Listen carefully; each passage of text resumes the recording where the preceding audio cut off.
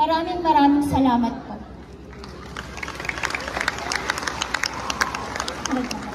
Sa pamilya ko at mga anak ko, maraming salamat sa suporta at pagmamahal. Wala man kayo dito para sa inyo ang tagumpay ko. Mahal ko kayo. Sa bunso kong kapatid na lumuwas para sa masamaan ako sa araw na ito, maraming salamat. At makakalimutan ko ba ang aking kapareha? Ang ginusto lamang ay aking ikabubuti. Ang taong tumanggap sa amin ng mga anak ko, ang taong nagsilbing gabay sa mga desisyon ko sa buhay.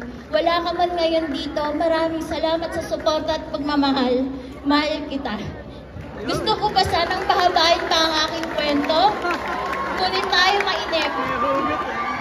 Kaya bago ako magtapos sa aking talumpati, nais ko lamang himukin pa kayo mga kapwa ko estudyanteng narito na habang may buhay, may pag-asa. Patuloy pa rin kayong mangarap at abutin ito. Dahil walang basihan kung ikaw man ay bata, matanda o solong magulang. Dahil sa pag-aaral at mata ng Diyos, tayo ay pantay-pantay. Basta lalakipan nyo lang ito ng pagtiyaga at dasal. Sa mga magulang na naririto, patuloy pa rin po natin suportahan, alalayan at mahalin ang ating mga anak.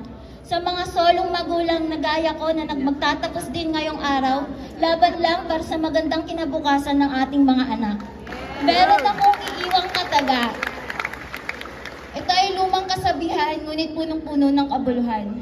Basta may tiyaga, may nilaga. Patuloy lang tayo magsikap at mangarap. Darating din ang panahon ng pag-ahon natin. Ipagdasal ang bawat hakbang na gagawin natin sa buhay upang tayo magkaroon ng gabay. Yun lamang po. Maraming salamat at mabuhay tayong lahat.